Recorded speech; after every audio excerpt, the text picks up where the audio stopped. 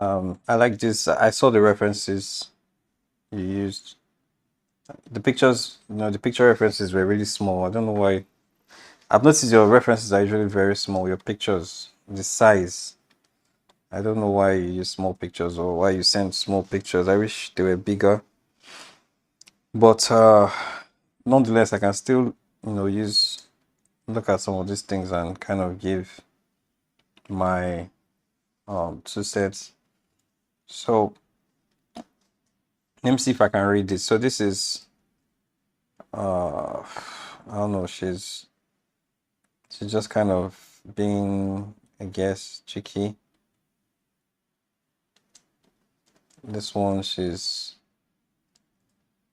um she's disgusted.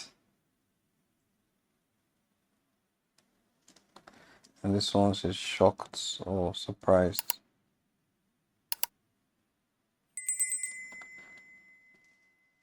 I don't know what this one is, but it's cool nonetheless. And then this one she's kind of warning someone, so she's confrontational.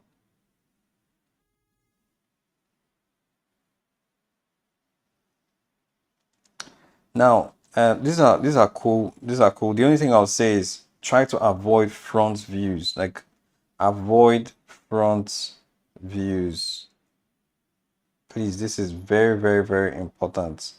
Avoid front views because front views they don't give you a good feeling of depth. This is the only one that is not front view that is really cool. I mean, this one is cool too, but it can be a lot better. Try to avoid this front view poses completely, like it doesn't help. Hi guys, so in the fall of 2025 I got to host an 8-week masterclass titled Ethnic Character Design for Animation, which had a decent number of signups. I got to share a ton of rich information, secrets, industry insights that I used to craft an award-winning character like Noni Eyes of Wakanda. The sessions were archived and compiled into a digestible course. This course is now available for purchase on Gumroad. So if you are an intermediate level artist seeking to diversify your portfolio to include culturally grounded characters in animation, then this is for you. The idea is by looking at this drawing, I can appreciate the hairstyle, like the tri-dimensionality of this hairstyle more because I can kind of understand how the hair forms. But with this one I can't tell because it's just flat. So you need to avoid drawing from the front. In the class I also avoided front views. I didn't draw any front view. All right, so if you look at, I can't really, I don't want to comment on these ones that drawn from the front view. I think you should still, in your spare time, go back and try to recreate these things in side views. The drawings are nice. Like I'm not even going to lie. These are nice drawings. Like this, this one, this is really nice. To be honest, like this is a nice drawing from a front view. This one is also a nice drawing, even though I feel like there's way too much wrinkles and folds going on. The more folds you put, the more she starts to look old. So for someone who is young, this face looks young. I'll suggest dial back the excessive wrinkles. So just keep it simple like that. That's her lips.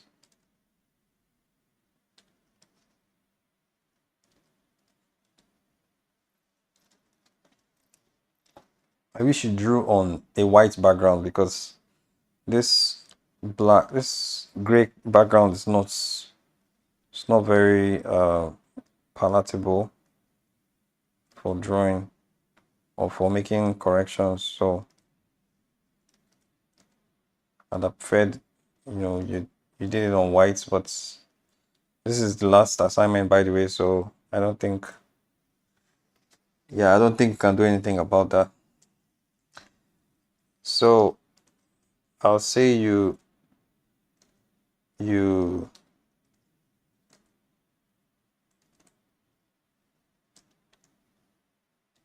I'm trying to draw the lips in,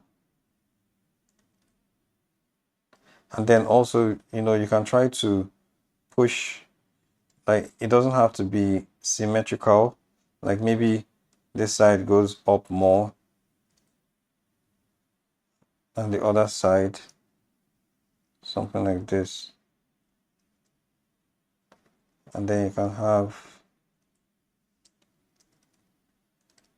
this, you can have this, and then you have a nose here.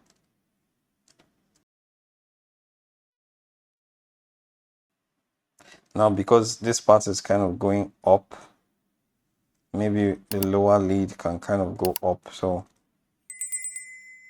this is our eyes. This one is normal.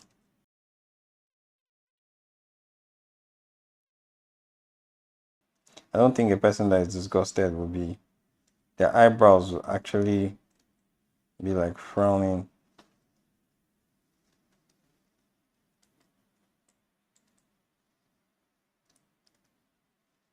So we see, because this part of her lips is going up like that.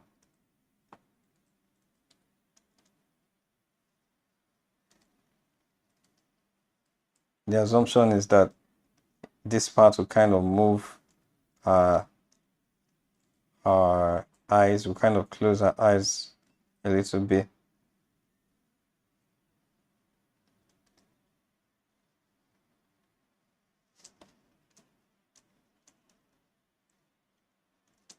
Yeah, kind of like that.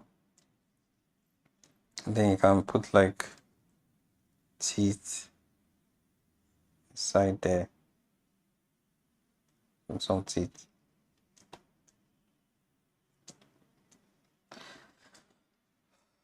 Then this one, yeah, this one is the one that I like because it's 3/4 front view.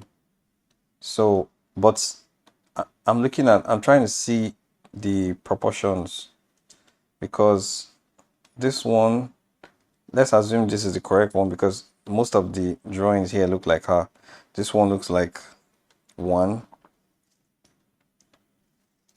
They all look like the first one. So let's use the first one as reference. So what's the shape of that face? This is a very manga-ish type of face. Let's say manga, anime. This is like anime type of face. Something like that. So we're going to take this face and we're going to draw. And then her eyes, big eyes, small nose, small lips, thin eyebrows. All right, so we're going to use that as a guide for this side. I like that she's covering her nose. It's an interesting expression.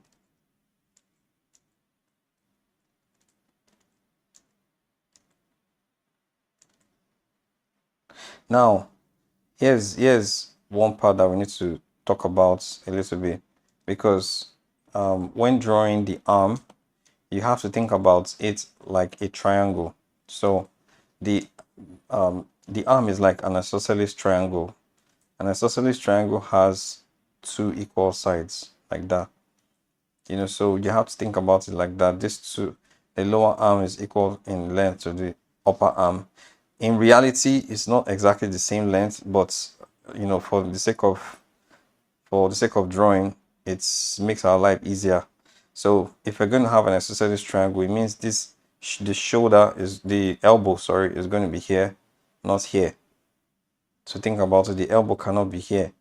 The elbow has to be here in the middle in order for this length to be consistent. So we're going to redraw this and put the elbow here.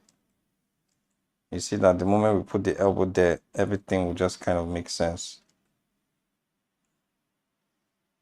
So the shoulder is there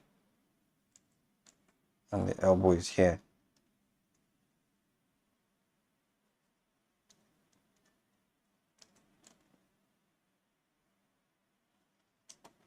You see that? So you see now it looks much better.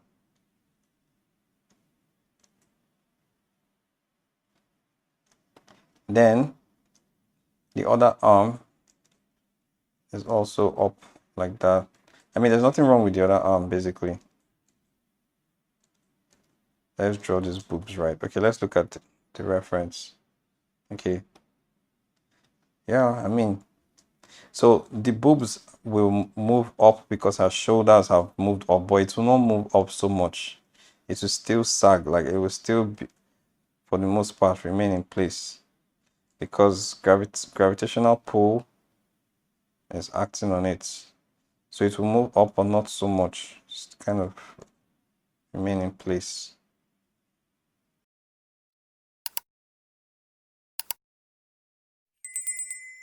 All right, so I'm just trying to clean up this part a bit.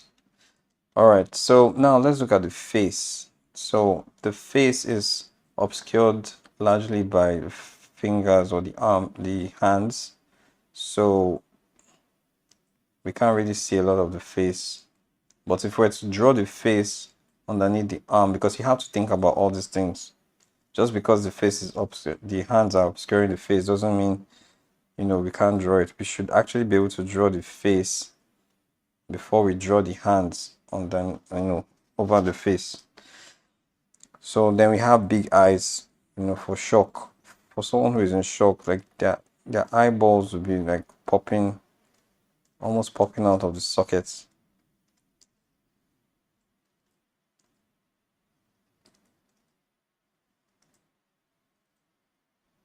And then the eyebrows will be like that.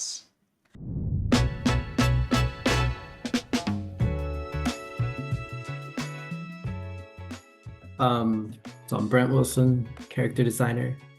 I think from this class, the biggest takeaway was learning how to use references differently. Before I would see artists doing these amazing designs and not understand how they were coming up with the ideas. And with your Sunesis technique, I am able to grasp how to better use references and how to think about things differently. So thank you for that. This course is now available for purchase on Gumroad. Remember that the second eyebrow, it connects to the nose, the bridge of the nose. So whenever you're drawing this second eyebrow, the one in perspective in the distance, you have to draw it in a way that you're imagining that it connects to the nose, and this is the nose. So if this is the nose here, you have to imagine that eyelash is connected to the nose. So it will be something like that, and then we have our eyeballs, eyelash,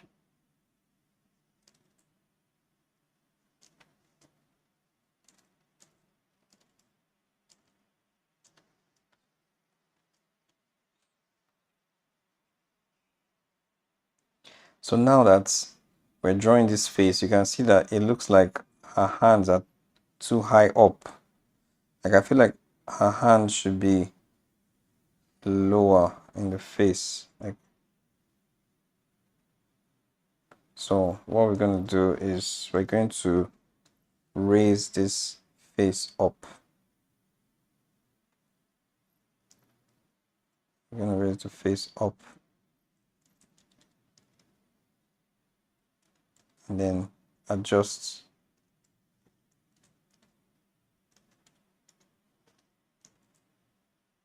Then her ear is here.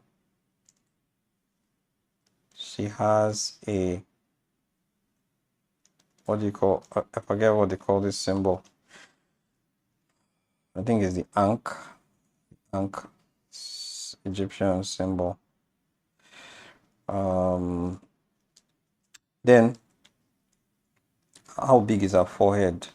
Okay, so her forehead is not so big. That means we have to dial this thing back like this because her forehead is not so big. Then the hair is connected to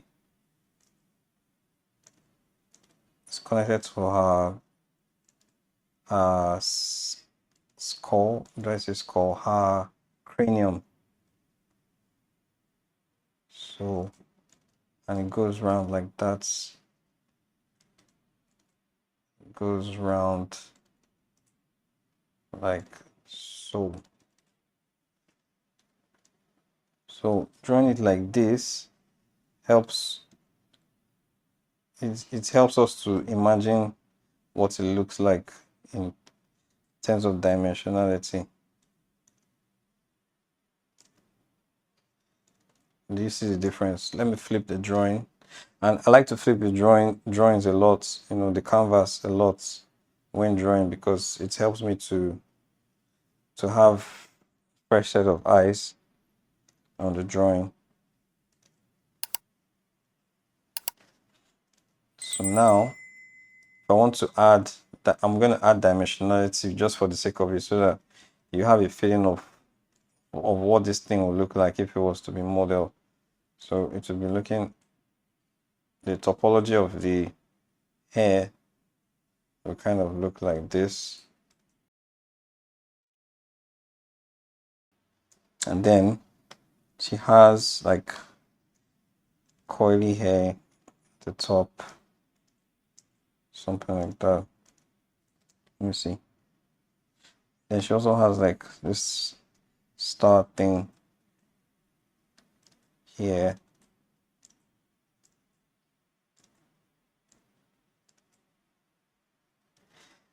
If you need the PSD file, please let me know. I'll share it with you.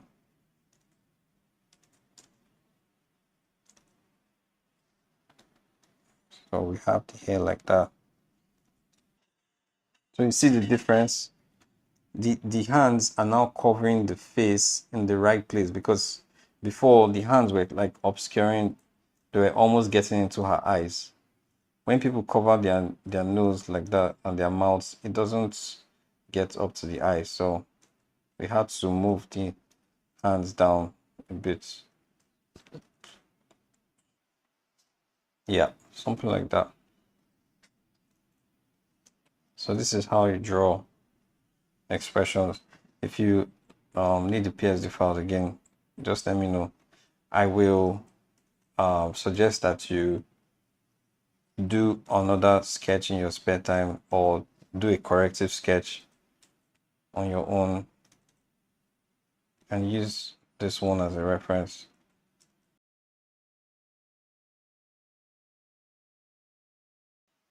So I like to draw all these things, these center lines too, so that if you're going to draw any other thing else on like costume and stuff, you can kind of follow the lines. You know where the center line is and all. All right. So that's that for you, Emma. Thank you very much.